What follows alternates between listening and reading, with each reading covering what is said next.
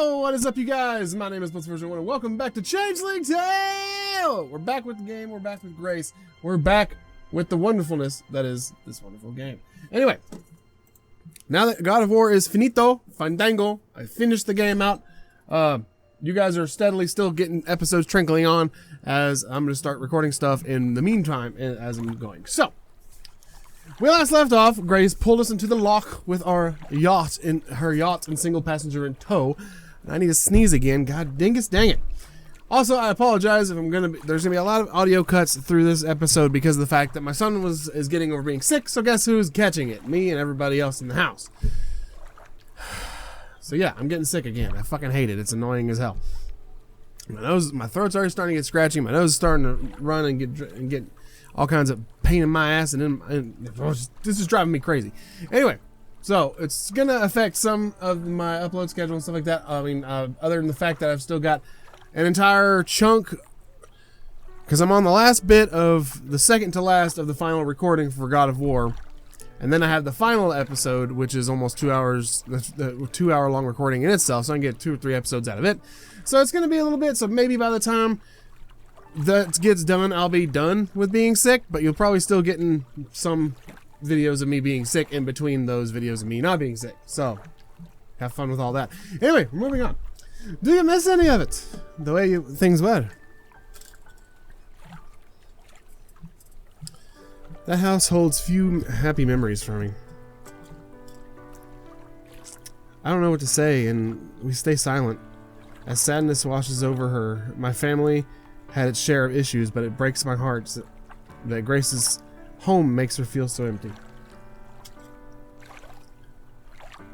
I may have been ignored from time to time on those days when my parents were busy or distracted, but I can never say I was made to feel unloved.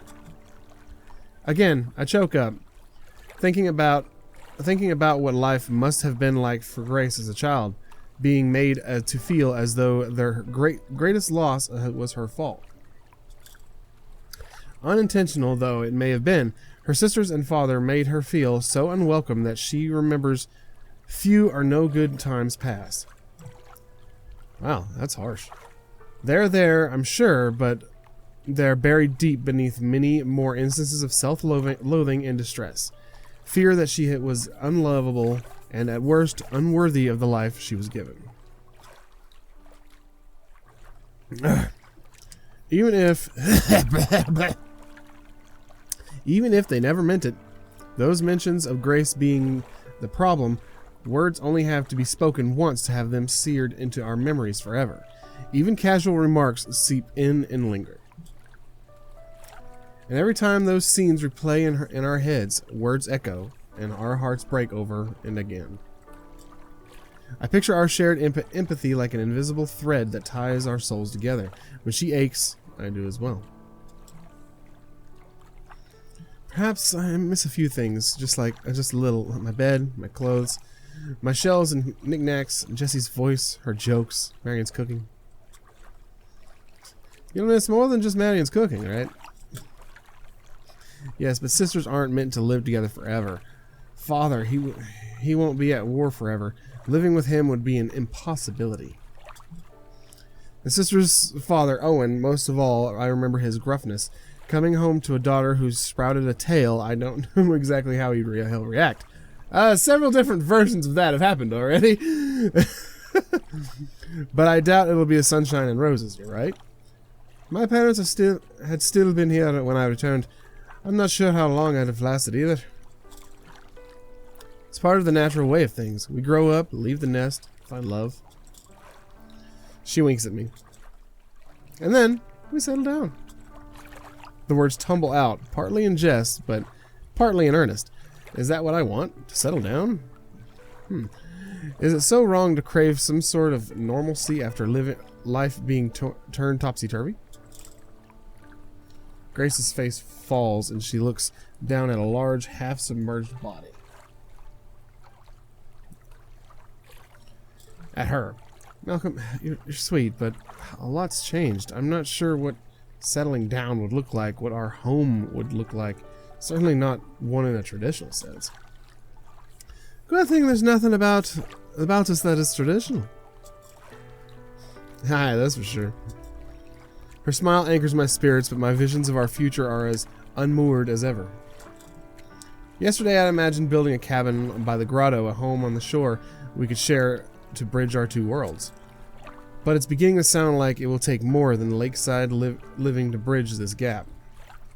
Are you still comfortable on land, at least? Grace winces and expresses sympathy. I'm not sure. I know I can manage for short stints, but you know how my scales get when they dry out in these flippers.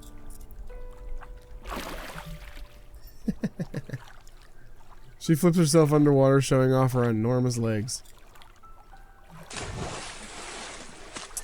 Not only are they awkward, but they have to carry so much more weight now. Whereas in the water, I feel light as a feather. Nimble as a dolphin. Exactly. There's a whole world out here that's mine to explore. The ocean, this is my home now. We chuckle, but her words put a knot in my stomach, and where's my hair? Any prospect of a semi-normal life has been torpedoed by Grace's latest transformation. How will we adapt? Love finds a way. Love conquers all. Grace must see the conflict in my eyes. Hey, don't you worry. We can while away the hours on the water with me aboard the chasing tail. I turn back to the sky and smile. She's right. That doesn't sound so bad, apart from one thing. We're not calling her chasing tail. Show the dandy vessel some respect. Fine, she's your boat. What would you call her? Saving Grace. Ah, come on! Kelpie? Chaser, Freedwin? Kelpie, something else. I want to name it Saving Grace. That would be cool. Save. Can I name it Saving Grace? Because I think that would be a cool name. Something else.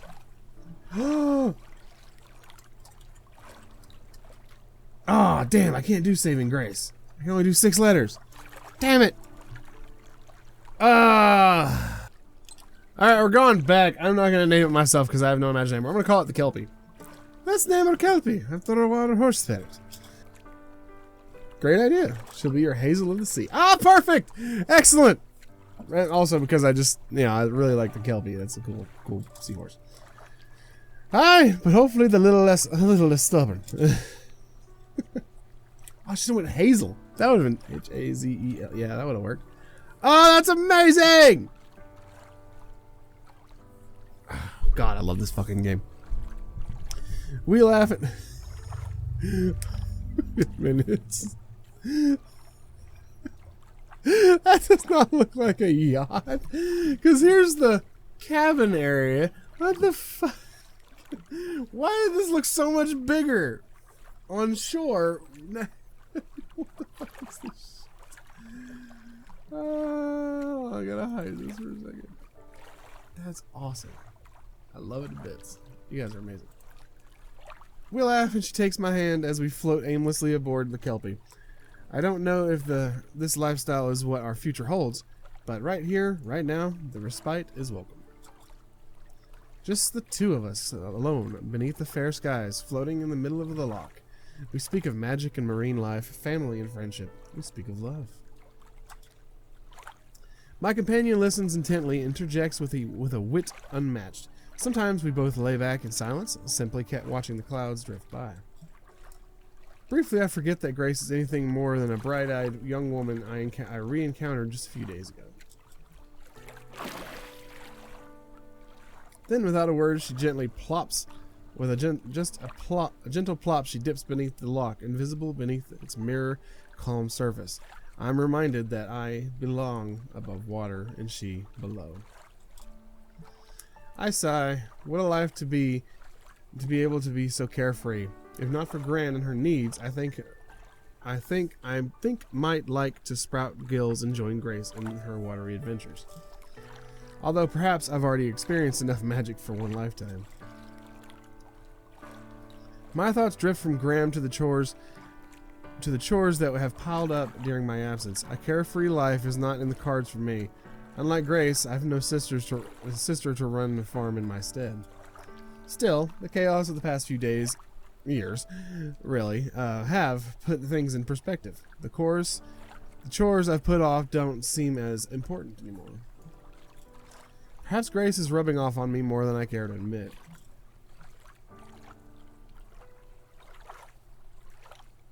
Dang, it's bigger here! My train of thought is broken by a sound of rhythmic splashes behind me. Someone is paddling closer. But it's not Grace. Grace doesn't use oars. Hello.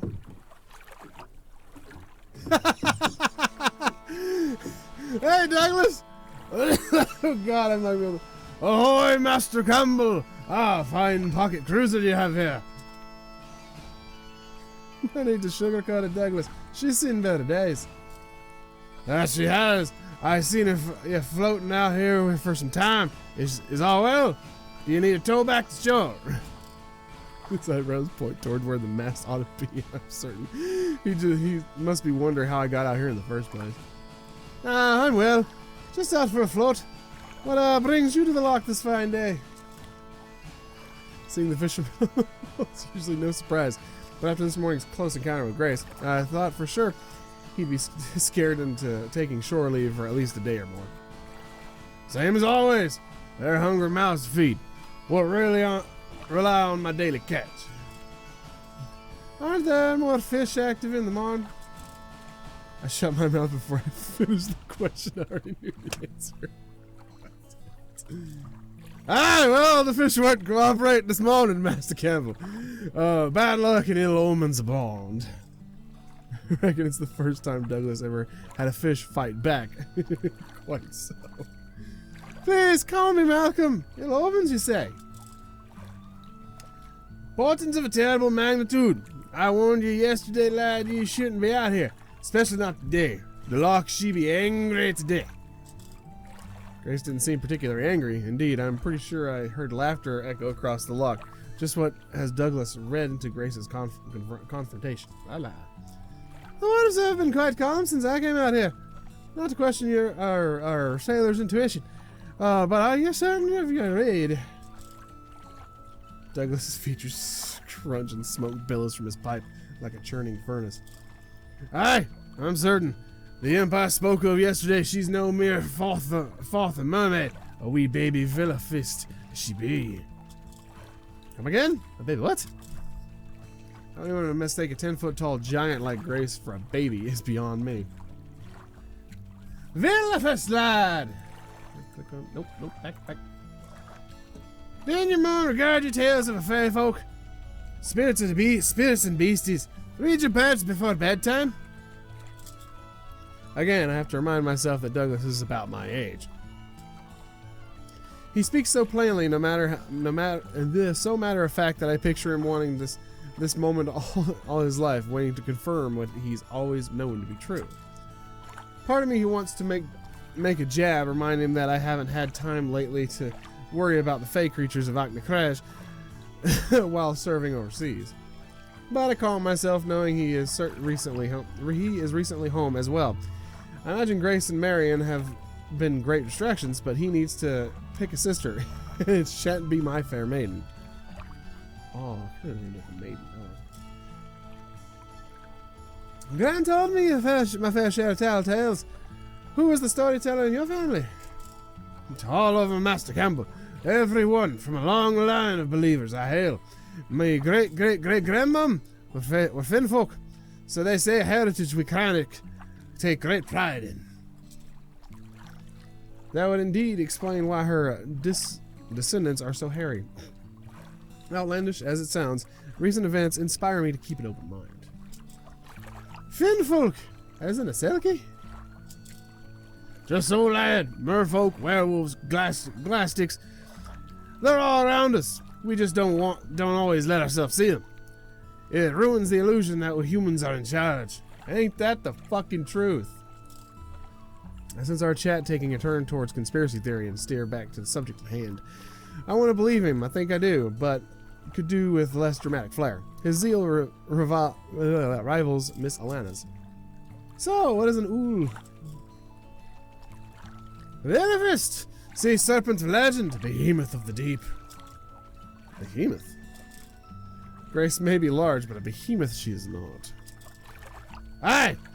When this wee one grows up, well, she'll make a whale look petite, and woe to us fishermen when the loch is emptied and clean of its bounty, all consumed by the beastie's ravenous appetite. Did Grace really get that big? Could I be the key to that kind of growth? I run Douglas's words through my mind again, trying to distinguish fact from myth. A line that has blurred considerably since Grace's transformation. If the woolly fish are so large, how could it possibly have stayed hidden for so long? The loch runs deep, lad! Deeper than you or I could possibly imagine. The Ulfist can keep herself hidden for a lifetime in these black waters. Hi, Grace. Why would I want to hide? Grace! Bring on, foul beast! I'll hold her off, lad. Make haste to shore.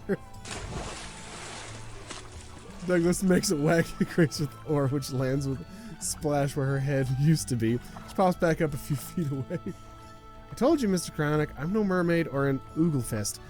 It's just me, Grace McLeod. Boggle me by that plate of haggis, but I know what I see with mine own two eyes. Her own mine own two eyes, and both of them, what a pair. It pains me to say it, but she's right, Douglas. This is no noble beast of legend. She may look different, but this is the same cheeky, reckless Grace we grew up with. Hey, I am too noble. The fuck is on the floor? God dang it! Children and popcorn in my office. God dingus. Ah! There's a piece of popcorn on the floor. I wonder where that came from. Boy! You know about her? Before I can answer, Grace chimes in. Aye, he's my boyfriend. Her tongue lingers deliciously on each syllable to see just how far Douglas' eyeballs can bulge out from his bushy eyebrows, I suspect. My boy, you don't know what you're dealing with. I look over at Grace, who wears a grin at once both innocent and impish. I can't argue with that. There's no laughing matter. This creature may have once worn the guise of a young lass, but she is beat of the sea, and the sea keeps its own. I almost fucked that up because I'm laughing too hard. What's that supposed to mean? Douglas's earnestness fades into melancholy. It means you be destined for heartbreak, Master Campbell. Grace breathes in sharply, and I'm equally taken aback by his harsh candor. Our shocked silence is punctuated by a lapping of water against our boats. Oi! Who are you be telling us our business? If anyone should be given relationship advice, it's me. Marion doesn't know she's dating a fish hater. Grace. Since Douglas's skepticism and deeply entrenched, small-minded, and entirely unfounded, well, right. Grace is Grace. Her new body doesn't change that. She's just a normal, everyday sea serpent who grows larger by the day. Good lord, if Douglas is right, what does that mean, Mary and Jesse? No, Grace's family is plain ordinary. They're no more Fae than I am. Well, I sincerely hope this morning's revelations aren't colored Douglas's view of Marion. Might he think the whole McLeod family are secret beasts and fairy folk? Marion is a lovely dear whom I need no courting. Thank you very much. I don't take relationship advice from marine life. He's gonna get bopped. See? Fish hater. Some angler you are. If you listen to your catch, you might learn a thing or two, like what my sister's favorite gifts are. A shadow crosses Douglas's brow. He is clearly as pained as Grace is being in a pain. From somewhere behind all that facial hair, the sailor speaks from gritted teeth.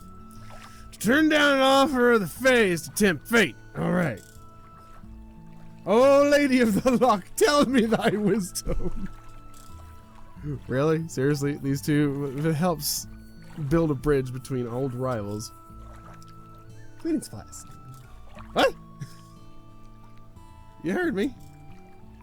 Is Grace being serious, or is this another one of her sisterly pranks? Part of me could actually picture Marion thrilled for one of all of her teats fresh brooms.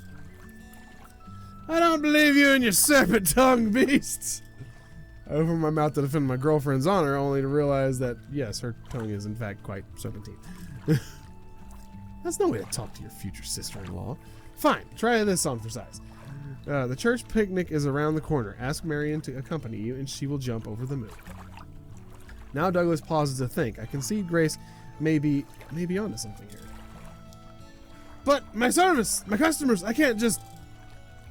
I'll bring you twice what you normally would catch, I promise you. Douglas seems suspicious. Sure, sir, she'll have them for you in no time. Only 3 full barrels by noon, no later. Grace nods, water spraying from her hair. I'll bring 4. Here's the down payment. From beneath the surface, Grace lifts a small net full of silvery flopping mackerel, which she must have collected when she saw Douglas approaching. Frayed edges mark the net as a fragment of the snare that briefly found her this morning. Douglas must recognize it too, for his cheeks go red. Oh, well, I know better than to refuse a gift from the fat folk. Mischievous they may be, but not evil. Not all of them. See, I can be a reasonable girl. Douglas turns his hidden eyes toward me. Don't let your guard down. 1 second with this one, Master Campbell. The sea and her children are fickle mistresses. This is fucking true as well. Fickle. Maybe about where I go, but not who I want with me. Grace's webbed hands find their way around me, stroking my back and nape of my neck. I shiver all over at her touch, turning beet red from the very public display of intimacy. I know who I am, Douglas, and I know my faults. I'm snarky, I'm stubborn, I like being alone, isolated even, but I'll always be there for Malcolm. Douglas groans, exasperated as he tips his sailor's hat. Very well, I'll leave you two to your devices. But be warned, Master Campbell, put this one in a foul mood, and your ship will sink faster than... See you later, Doug. Say hi to Marion for me. Be sure to check that she's not growing scans. Grace gives his skiff a strong shove with her tail. Grace! What? I'm just giving him a head start. A string of muttered curses fade as the fisherman is launched down the lock. I shake my head, trying to suppress a chuckle. I wouldn't be able to laugh my ass off. Most be careful. Douglas's great grandmom was a silky, so he claims. Keep teasing him, and he'll like that, and a pot of seals will show up looking for turn the tables on you. I'd like to see them try. Can't control our laughter any longer. Relieved by Douglas's departure. He's an odd duck for sure, but I found it all much funnier, if not for some of his more unsettling convictions. I try to push those thoughts out of my head, and we settle back into a lazy rhythm of the current, and can't help but notice Grace's arms still entwined around me. What's wrong, Malcolm? You seem tense. Grace sees through me, as always. I'm sorry, that whole encounter made me feel awfully uncomfortable. More specifically, his words made me feel uncomfortable. They lashed onto my mind, rekindling my fears. What Douglas said about Grace getting bigger, could it be true? I can help you relax. Hello, baby. She's... That is fucking... Oh, wait a minute. Hold on. I just now realized something. We're back in it.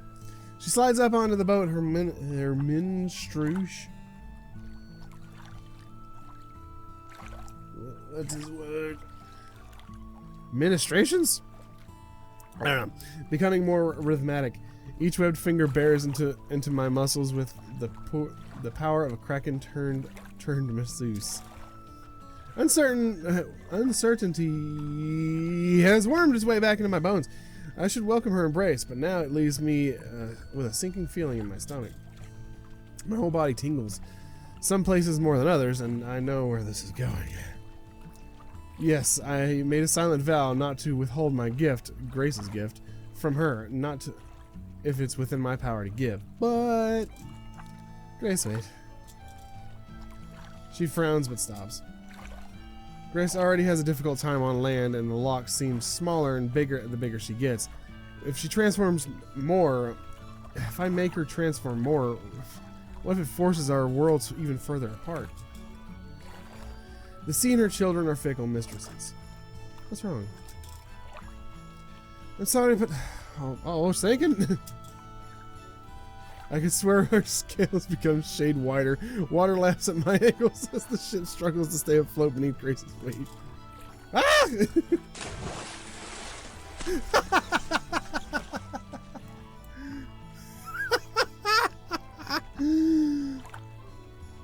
Water pours out of the holes of the ship as the ship's holes like a tilted watering can. Ugh, something's not easy as it looks.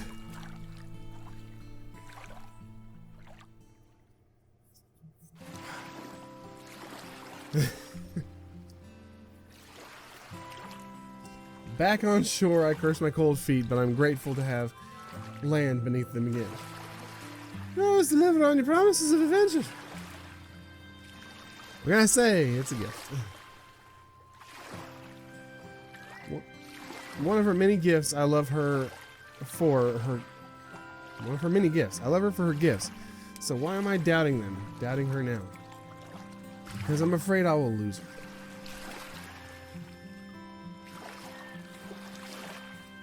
Aww! That's adorable! I take a deep breath and wade out into the shallows, unconcerned about my already inundated shoes, and wrap my arms around Grace's hunched shoulders. I don't ever want to let her go. Had a nice adventure today. Not long ago, when we would embrace, I would rest my head atop hers. Now she must bend down and curl her neck just to reach my cheek. Me too. My stomach, already twisted from conflicting emotions, rumbles. Marion had fed me lunch before I departed, but it's already approaching dinner time. Feels like somebody's hungry, and for once it's not me. I laugh and nod, my head pressed against her slippery stomach. Yes, I should go so I don't worry Gran again. I wish we could spend more time together. We will spend more time together. Don't worry, I'm not going anywhere. That means more to me than she knows. She gives me a wet peck on the cheek and releases me from our embrace. Aww, they're so cute. She's just drop dead gorgeous too. I hope what Doug said isn't bothering you too much. He is over the top. He's so over the top. My breath catches in my throat. Is she just voicing concern, or can she already really read how much it rankles? Rankle? He does love his mythical beast stories. Don't worry, I'll take it all with a grain of salt until anything changes. I'm happy with the way things have been out of between us. Grace looks a little downtrodden. She must sense I put even a smidge of worth into Douglas's claims. You love your mythical beast too, right? With yesterday's revelation still fresh, I do not hesitate. Of course! That's my little land lover. I love you too. See you tomorrow then. Her reassurance calms my heart. Yes, tomorrow. Oh! I doff my cap and turn back toward the path up the hill. From behind me, before she disappears beneath the water, I hear Grace call. Say hello to your gran for me, and next time make sure to bring some tools for repairs.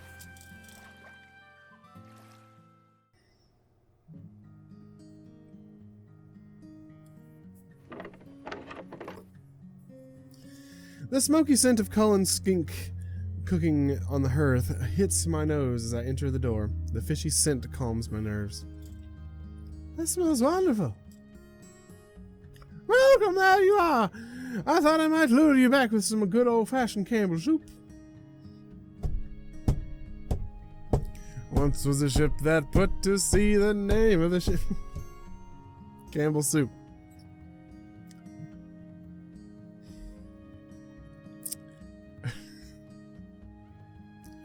God damn it, you guys are clever. Ah! Okay. It's a family recipe and one of my favorites at that.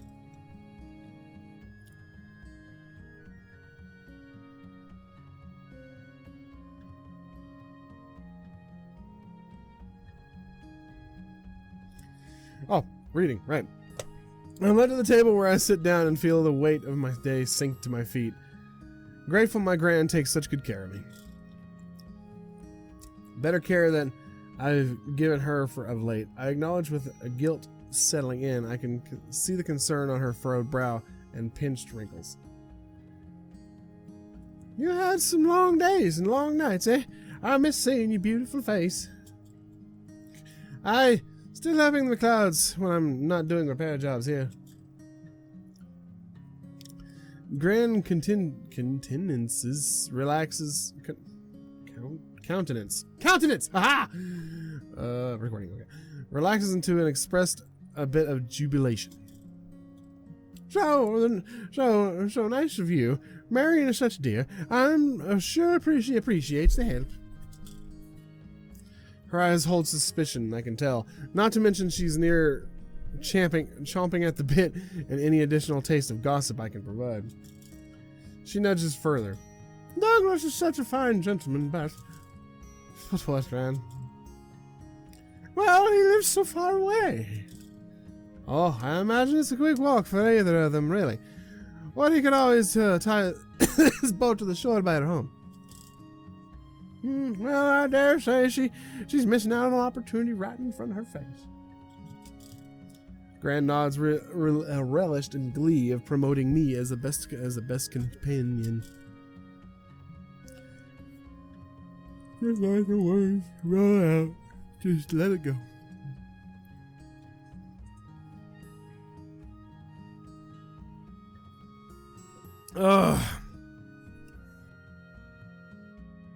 I imagine Marion and I will find the right opportunity as ourselves. As Gran speaks, her voice softens and lowers, as if muttered both an incantation and a prayer. You deserve someone who will be there for you, a companion. The table becomes quiet, save for the clinks of her spoons against ceramic. Grace is there for me, I want to say at least, where our two worlds intersect. I mean, she's not going to mend my clothes or make me bread, but I'm alright with that. Aren't I? It pains me to keep Gran in the dark and tantalizing her with these vague half-truths. I decided to share just a little bit and hope the flood of questions that's bound to follow doesn't drown me. I'll be alright. I've found a companion of my own. Gran looks at shock and vindication is one I wished I owned a camera to capture. You have? Who is she? You can't say something like that and leave me in suspense. I decided to be coy.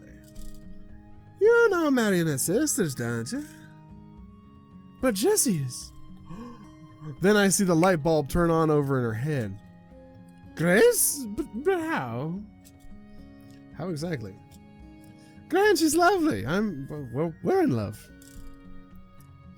My grandmother simply can't hide her incredulity, and I haven't even told her the half of it. My dear boy, I can't believe it, Grace McLeod. Why, she's so what, Gran? Quiet, demure. No, not just those things. Shy, witty, she's a funny young lady. So very damaged by life, yet so resilient. Gran catches my eye. Maybe you have more in common than I even know. Unlike your grandfather, who, oh, sweet dickens, he could dick me good. I haven't made that joke in a while. We're very happy. I assure you, she's the girl, my fish. My better half. I think I need a moment to let it sink in, but I know I'm happy for you. Will there be a wedding bell soon? Have you proposed? Do you want my ring?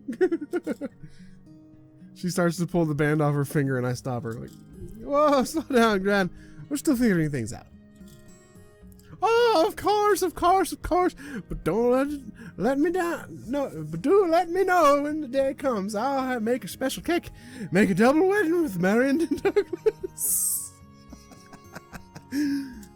That would be a sight to see. I see it didn't take her long to move on from the idea of one of the McLeod sister to the next, but then Gran's face drops. Grace isn't exactly the homey type, is she? Gran, you don't honestly think I need someone cleaning up after me and doing my cooking, do you? I lived on my own for 7 years. You say that now. Every man needs a domestic wife. Someone to fix him a hot meal to his needs. Oh, she tends to my needs, all right. Just not those needs. It'll be fine. It'll be all right. It'll be fine. Don't keep secrets from me, Malcolm. Her words catch me off guard. I swallow. I'm like, what? Let me know what your next steps are. We're trying to imagine what life will look like together in the future. Why, you'll have babies galore, Malcolm. Father to a whole brood. I can see it now. Somehow I can't. For now, I'll stick to tending to the flock, which has become a challenge on us all on its own. The reminder of our current hardships seems to bring Gran back to the present. Oh, you seem very sleep-deprived of late. Is that from gallivanting all hours of the evening with your favorite girl? She was mildly jealous. You're still my favorite girl, Gran. Oh, the lies my grandson tells. Fine, no more lies. I know the chores aren't getting done around the farm. It's hard to balance work with pleasure. Pleasure is an awfully large umbrella for the roller coaster Grace has put me through since... Oh, wait. I thought it was Grant talking. God damn it, my brain. Since I've returned home, but I have no regrets. I've been under other people's commands for so long, and this freedom, it's been so hard to say no to. I'm sorry, Gran, truly. Tears form in the corners of her eyes. I respect that, Malcolm. When your father asked you to return home, I only hoped you would oblige. I never expected such a blessing.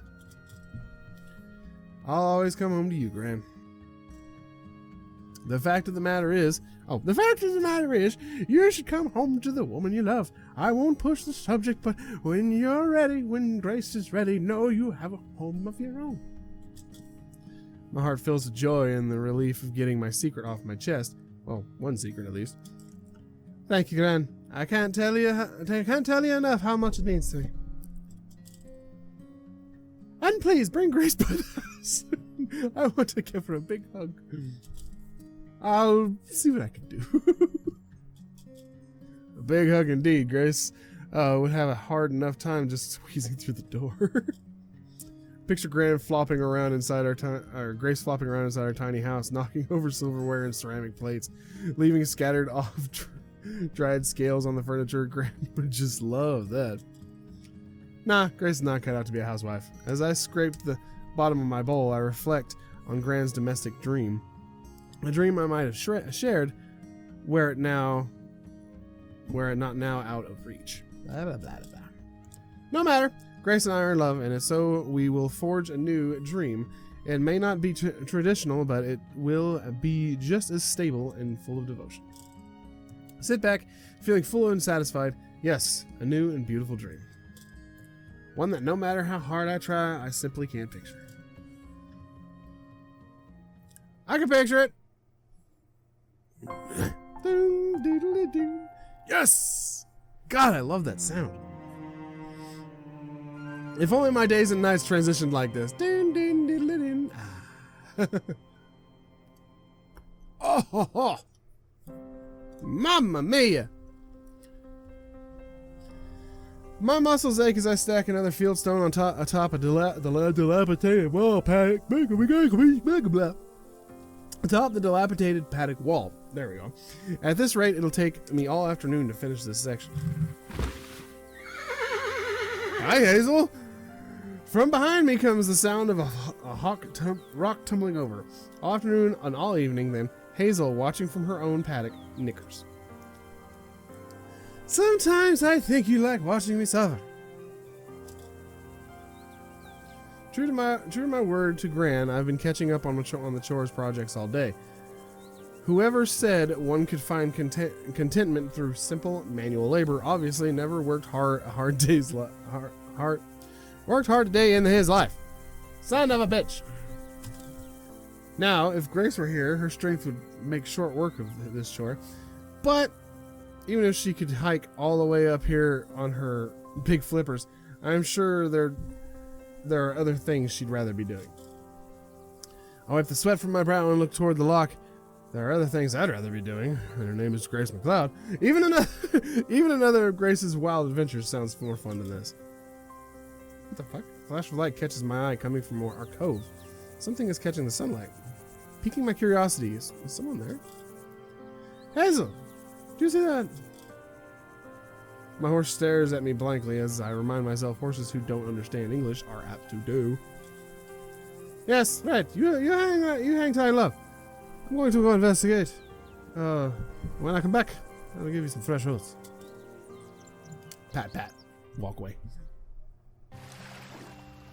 Hello, baby! As I draw near the beach, I see the source of the shimmer. A glass object sitting atop a tower of rocks, fashioned like a crude lighthouse. Oh! Lounging at its base is Grace, reading a book. She looks up when I approach. There you are. I was wondering if you were ever going to show up. Sorry I'm late. There were some chores around the farm that I couldn't put off any longer. I put on my most convincing face, as if fixing a decades-old crumbling wall were really all that pressing. Finally got galvanized by your... galvanized? Yeah, I read that right. By your gram. More like guilted. I deflate embarrassed. There's no sneaking anything past Grace. It's alright. Your grand's sweet as molasses. You do whatever she needs you to do. And when you're done, you can use this.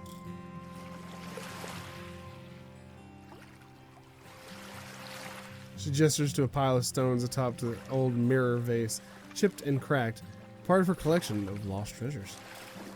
What is this? A lighthouse? It's a beacon, something we can signal each other with when we're ready to meet.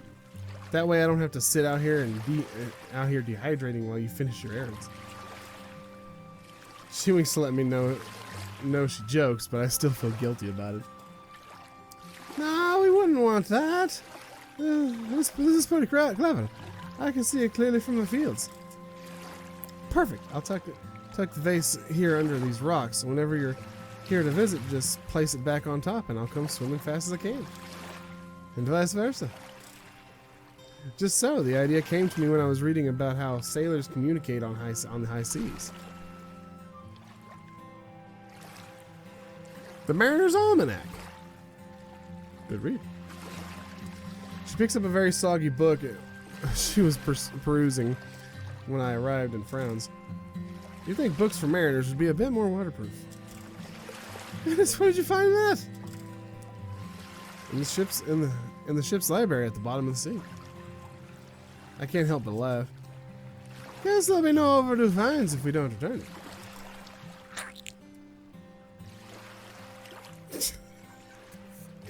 She tosses the book my way and I catch it with a squelch.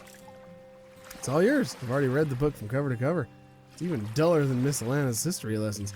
But you may find the section on ship repair handy. Ah, so we'll be expert shipwrights now. It's cheaper than putting this old hunk in dry dock unless you struck it rich and not told me. My ship hasn't come in yet, no. The joke doesn't quite land the way I hope, but instead of laughing, Grace seems to ponder something. What is it? Malcolm Campbell, I do believe you've planted a seed of an idea. Oh no, I'm not sure how many more of Grace's grand schemes I can take. My goodness, aren't you full of ideas today? You can't contain genius, Malcolm. Oh, I bet when I transformed, my brain grew too. Undoubtedly. Before Grace can elaborate to my relief, we are interrupted by a sound carrying by the coast, a child's voice. Oh no, it's the little kid! Singing. Grace and I lower our voices and look at each other. We have a visitor. Grace shrugs her enormous shoulders. I motion for her to stay here, and she motions at her feet, reminding her that those flippers make it difficult to walk anywhere.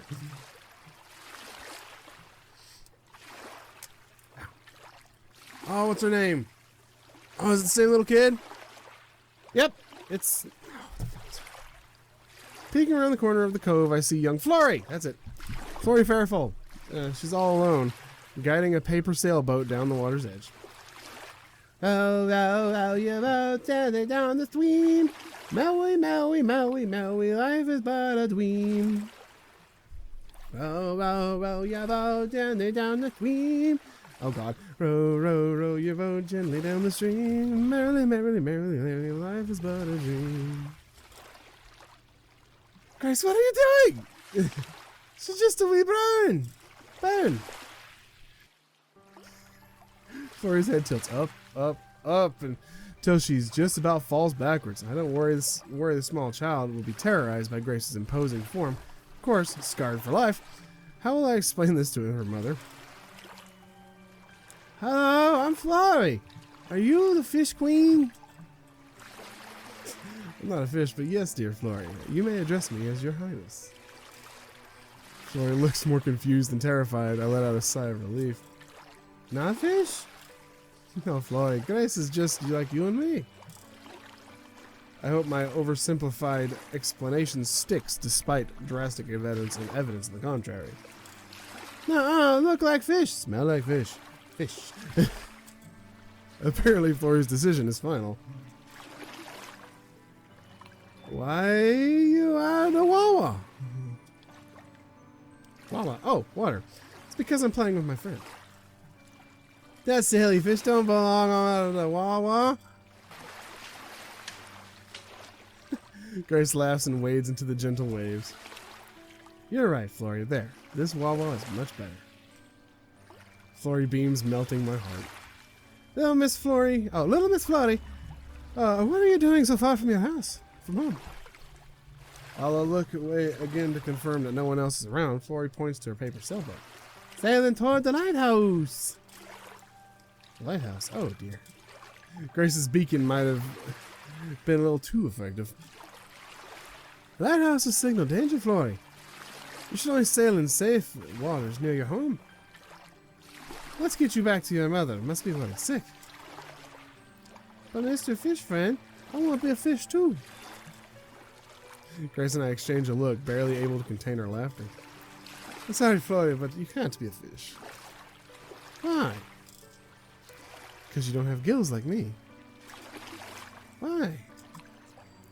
Because you weren't born to live in the ocean. Why? Because it's not what you were meant to be. Why? Oh my, I can see where this is going. Take a deep breath. Because no two individuals are born the same. And while that doesn't make them any better or worse, it means diversity is the one thing we all have in common, which makes the world a more exciting place and is something I think is truly worth celebrating, don't you?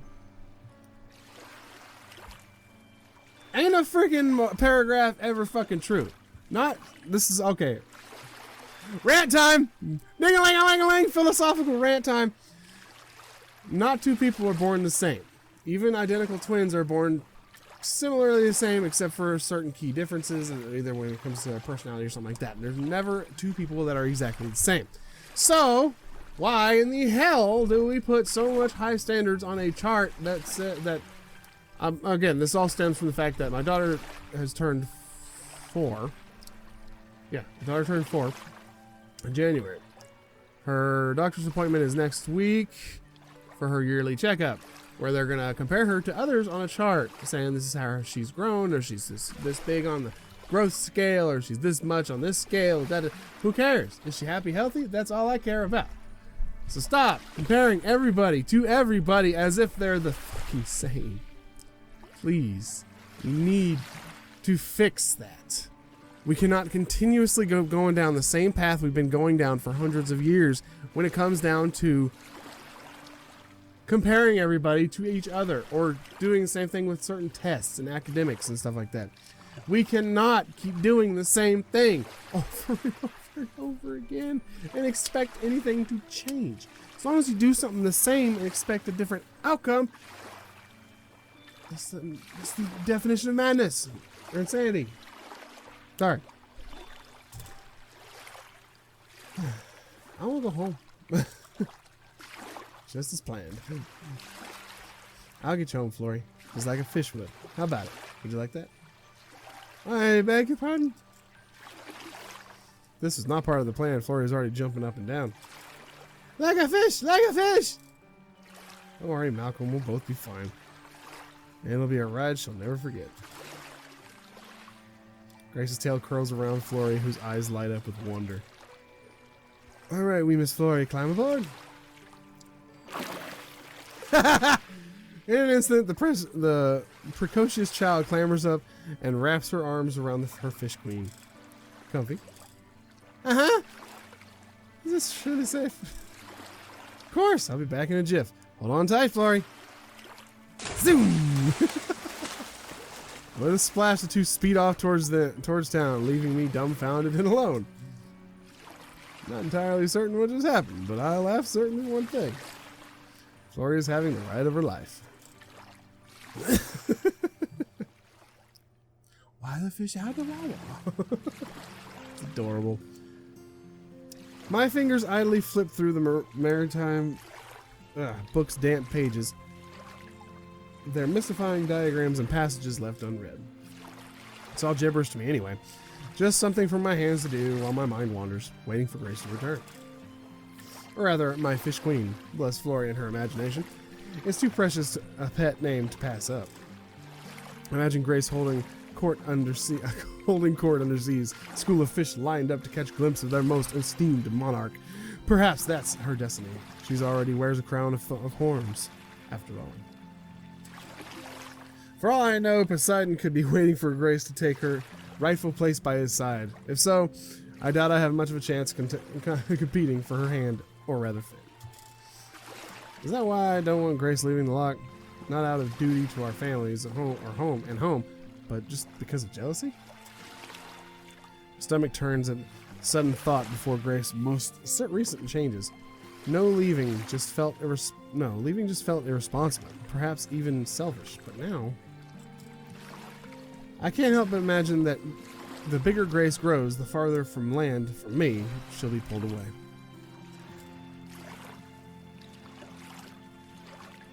Maybe I'm selfish now. Maybe I'm the selfish one, though. What if instead of Grace, it were my magical dream coming true? I don't even know if I have one. Inherit millions of pounds, become a steel baron, have all my worldly fears and instances taken away. I'm too realistic for any of that. I long for peace and contentment. Others may think me simple, but I've seen enough out there to know that simplicity is the easiest thing in which to find pleasure. Oh, God. So Grace's dream is to enjoy the simplicity of in the ocean. Why should I stop her? Oh, hi, Grace. I'm back. Oh, Malcolm. Flory wore a grandest smile the whole time. Grace's reappearance offshore startles me out of my funk. You're the finest fairy on the loch, Finley. So did Flory find her mum? Aye. I hid behind the pyre long enough to see her wander off and find Miss Fairfall. Her mother seemed none too happy about the soaked clothes. I have never seen Flory happier, though. Her expression changes from one of embarrassment to concern. What's wrong?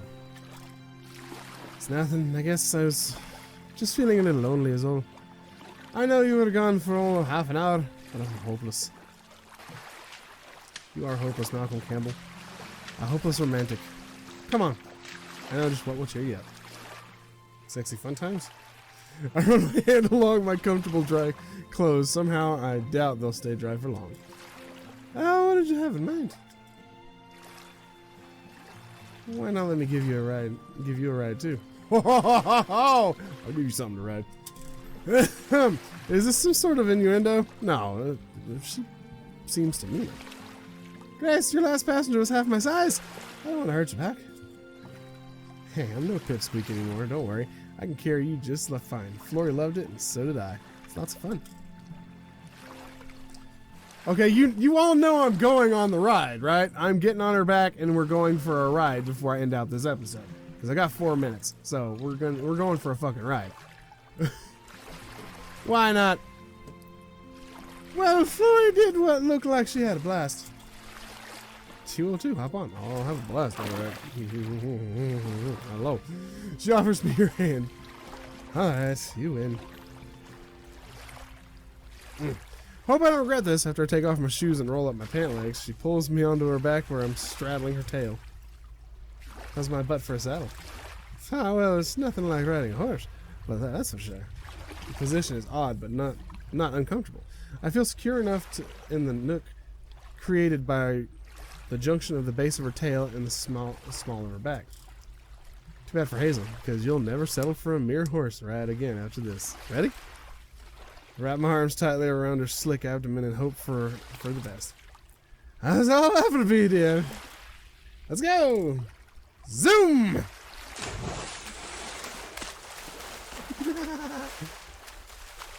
Grace is off like a bolt. My body whips forward. I find myself gripping onto her like my life depends on it. Oh my god. So much thumbnail material this episode. Grace, what? Every time I open my mouth, a spray of icy water splashes into it. Either the churning lock is too loud, or she chooses not to hear my pleas to slow down. Each kick of her powerful flippers, every sway of her muscular tail propels us further down the lock. I can feel every movement. Or her every movement. She skims across the surface like an Olympic swimmer crossed with a dolphin.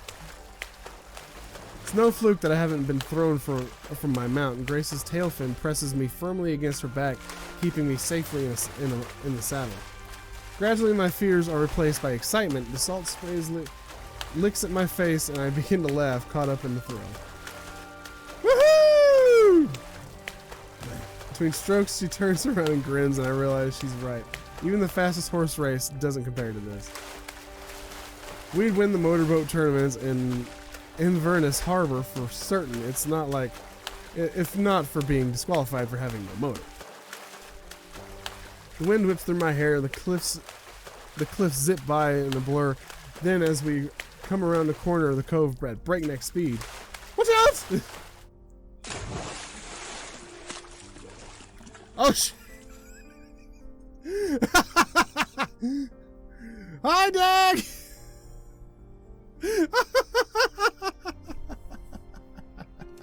This poor guy.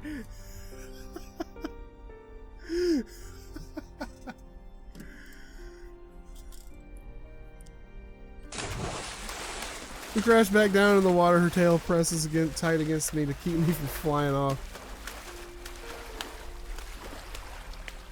Oh my god.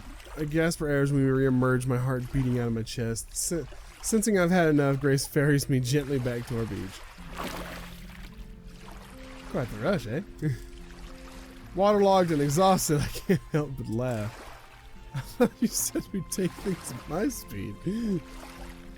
Your speed is boring. Besides, I could tell you were having fun. It was. Just a kick off to the seat of my pants, for sure. I laugh as I continue to rub salty water off of my eyes and forehead. Almost like having the freedom to fly. There's no better comparison. Oh, Malcolm, it's so exhilarating to be able to swim like this. I just wanted to share it with you. My knuckles are still white from the adventure. Just warn me next time, eh? She wink at me again. God, this is such a beautiful game. And unfortunately, I have to actually end this episode here. So thank you guys so much for watching. If you enjoyed it, feel free to hit the thumbs up button. Always greatly appreciate it. More Changeling Tale will be coming out sooner rather than later. But that is going to do it for this episode. Say goodbye, Grace. We shall see them in the next episode. I'll leave you with Grace in her splendor. Thank you all so much for watching. And as always, I'll see you in the next one. Hey, and peace. Watch out.